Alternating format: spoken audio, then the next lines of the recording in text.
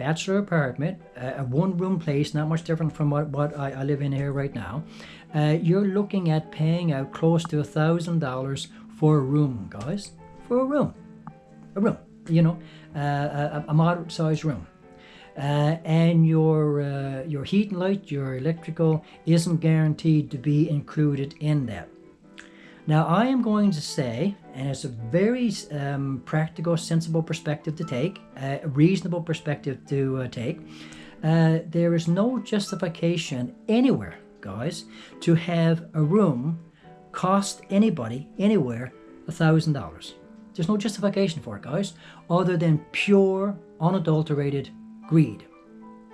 So if you have people, the middle class, the lower middle class, and onward down from that, who have to struggle just to get a lousy friggin' room in some apartment complex somewhere because they can't even swing those rental rates when they shouldn't be anywhere near those rates anyway, and you have a government that says, oh, well, we can't do that because that's too socialistic, that's too whatever, that's stifling capitalism, that's stifling free enterprise and all the rest of it. What it's also doing, guys, is that because of people's individual greed to an insatiable, insane, unlimited level, it is also creating more and more poverty. Is pushing more and more people into the poverty bracket and forcing more and more people to become homeless. And then the outgrowth is all the other problems connected with all those things, guys. So you tell me where the common sense is in not saying enough is enough. We are going to put caps on rental rates. We are going to bring back rental rates. We're going to put them at a more reasonable into a more reasonable category, so more and more people can afford decent, sensible, proper places where they can live with dignity, guys. The thing is to live with dignity, to live with dignity, to live with security. Every human being on the planet deserves to live with dignity and with security. Not saying that everything's to be handed to them on a silver platter and everybody live in big fancy mansions and all the rest of it. Nobody should be living that way, to be honest with it, until everybody gets to a certain decent standard of living that we all can live with dignity, with all of our basic needs met. So we're going through this election time right now, guys, and I don't know if the politicians are even, if this is even on their radar at all to consider putting caps on rental rates. Not only putting caps on rental rates, guys, but to actually bring down some of the rental rates now that are at an insane, utterly unreasonable level. I don't think it is. I'm not keeping up on what the politicians are saying right now, but I seriously doubt that that's on their radar. Now, that's here in Canada, guys, a nation that is supposed to be a socialist nation anyway to a very large degree. And yet we're becoming more and more and more like this with the not pushing the socialist agenda, not pushing social issues, putting business and corporations before everything else and profits before everything else, so that more and more people suffer because of that type of mentality, so that just a tiny select few, guys, can become more and more rich and become more and more prosperous, more and more comfortable, and get amounts of money that they're never going to be able to spend in their lifetimes, while they're putting more and more people in a state of misery and close to abject poverty, Here in St. John's right now, I'm not going to go into any details because I got to be careful how I'm expressing myself. We have two rental companies, guys, that own just about every single solitary rental property that there is in the whole of St. John's, every apartment complex that exists here in St. John's. There's only two companies that own pretty much the whole damn works of them, and they can put their rental rates at whatever they want to, and nobody will step in to try to stop it, to limit it, and to say enough is enough. It's price gouging. You're denying a basic necessity of life to too many people. We're not going to allow it anymore. We're going to put caps on us, blah blah blah.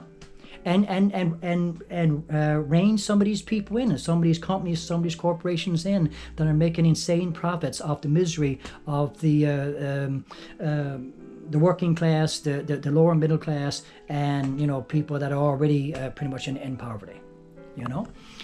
So that's one thing, and the other thing, as I said, it's that the housing thing in general, guys.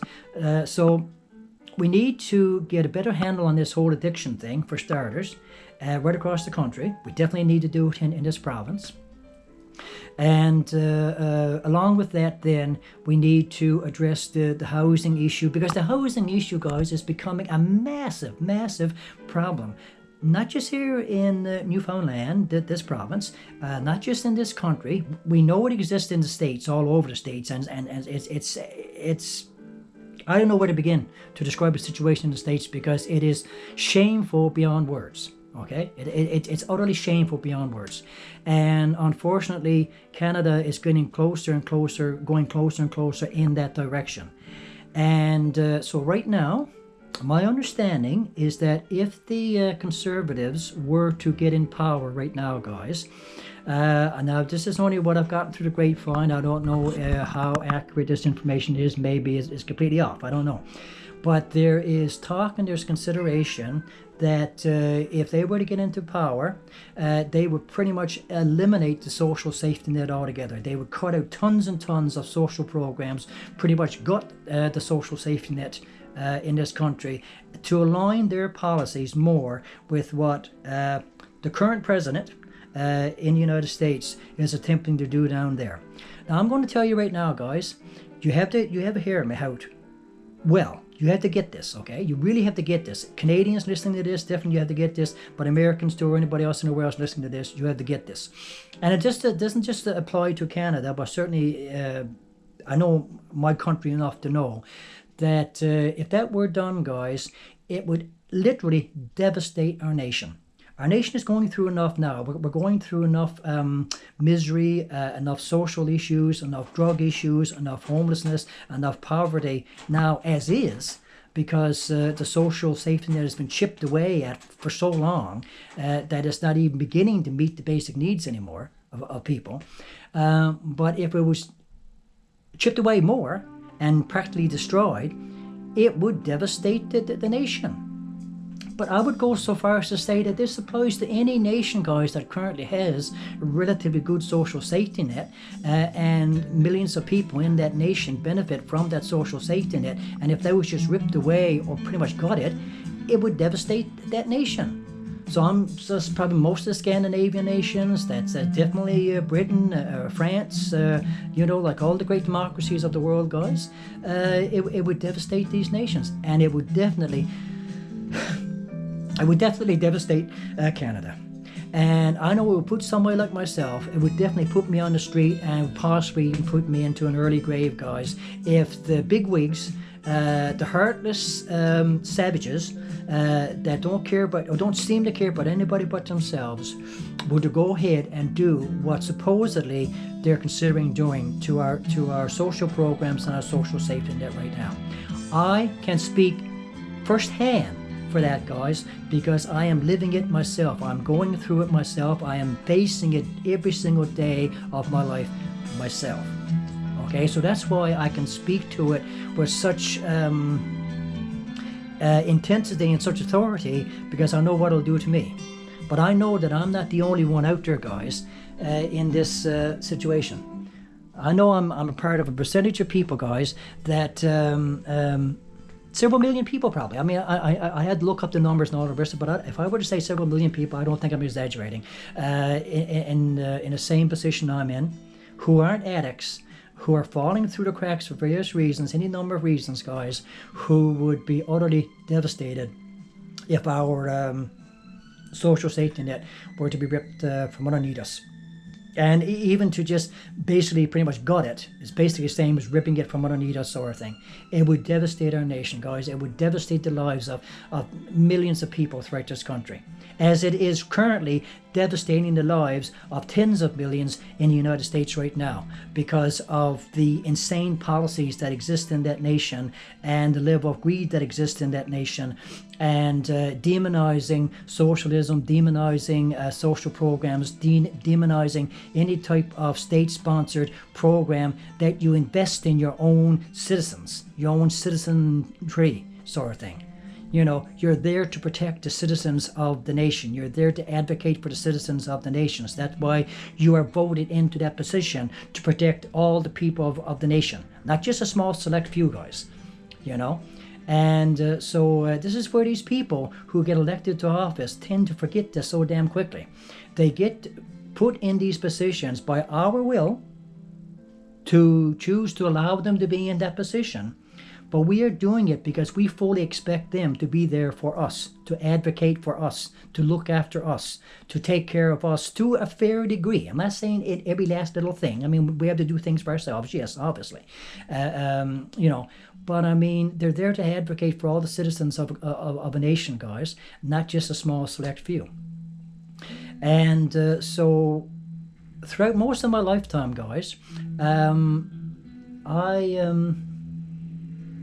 I've lived in a nation that valued those things, that valued strong social programs, that valued investing in its citizenry, citizens of the nation, that attempted put programs into place to attempt to level the playing field a bit more, so that those that are born in poverty, those that are born in disadvantaged backgrounds, can have the same or close to the same chances in life as those that are born in super rich backgrounds, sort of thing, the privileged class. We set up our social safety net for that very reason, so there wouldn't be undue disparity in the nation, And it's like, I can think back, the man was active when I was just a baby, but Tommy Douglas, for example, I'm not quite sure what party he represented now, if he was conservative or liberal, or if he was like forerunner to our modern NDP party.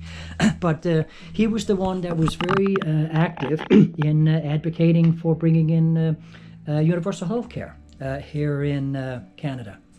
I've always seen this man as being a Canadian hero because of his efforts. He established a healthcare system in this nation that has benefited hundreds of millions of people, I would assume, since his day back in the 60s, early mid-60s, to this day now, or at least into the mid-80s, until the Conservatives started chipping away at it again, and pretty well ruining it from what we used to have. He was instrumental in setting up that. If he was not, I think he was the brainchild, and he was one of the main ones that tried to push to get it set up. Our universal health care that I, as a child, benefited from. Millions of people for at least a couple decades benefited from. I would say probably hundreds of millions of people probably benefited from, sort of thing. But what's happened since about the mid-80s onward, you've had that conservative mindset again, that profiting mindset, that even with healthcare, like a basic necessity of life, like that sort of thing, we have to privatize it, we have to make sure people can profit off it, and so on and so forth, And the result is that now, when I was a child, back in the mid-80s and early 80s, because I remember seeing it on the news, guys. I remember the statistics. I remember coming out of the United Nations and all the rest of it. Canada was up within like the top 2% of the nations that have some of the best healthcare systems in the entire world, guys. And I don't even know where we're to now today. We're right down, probably close to freaking bottom for all I know. I mean, it's like at a disgusting low level with how bad our healthcare has sunk. In the past 30 odd years or so, 30 going into 40 odd years now, And it's because people seek to try to profit off stuff, guys. Every time you try to profit off something, something's got to suffer, And there is certain things in life, guys, that are above profiting off, that you can almost say is close to being sacred, a sacred right, And healthcare is one. Having access to good quality healthcare when you need it, that should be a sacred right that every human being in a nation, every human being throughout this planet should have the right to have, Food, good quality healthy food is a sacred human right of life. You know, you have to have access to good quality healthy food. Whether you can afford it or not, it should always be provided for you. Water, good clean drinking water. I mean, water is life. You know, so it's a basic human need of life. It's almost a sacred necessity of life sort of thing.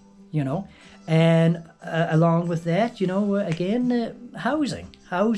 You know, having a safe, secure place that you can call your own, that you can live in, that you can have control over, that you can enrich whatever way you want to have it enriched, sort of thing. You know, that's yours, that you can call yours, that you have control over, that you feel safe and secure in, guys, that you can lay the foundations for your life, that you can finally breathe easy and begin to start to thrive in, should be, if it's not already considered it should be considered a sacred, basic human right of life, not for anybody to profit off of at other people's expense, you know. So these basic necessities of life and these pillars of society, guys, need to be in place regardless. And I'm education. I should mention education as well. Good quality education. I don't know if I said that or not. They are pillars of society, guys. They are the things that society builds itself on. They are the things that once they are in place and they're strong and safe and secure, you have a better, stronger, more stable society in general. So they're not things that can be tampered with and played around with and trifled with and dismantled and chipped away at and whatever you want to do to weaken them. Because you do irreparable damage to your culture, to your society as a whole when you do that. You know, they're not things that you charge a profit off of. You know, they're basic, fundamental, sacred rights of life and survival, guys. Okay? Now, that's the socialist mindset in me that I am damn proud of to have, because it's also a humane, a heart-based mindset. That if we were to all take this position, guys, what can I say? I mean, we would have, you know, if every politician out there would put greed to one side and forget about profiting and live a heart-based life with a heart-based agenda that put humanity and life in general first and foremost, and had these pillars of society in place and kept them in place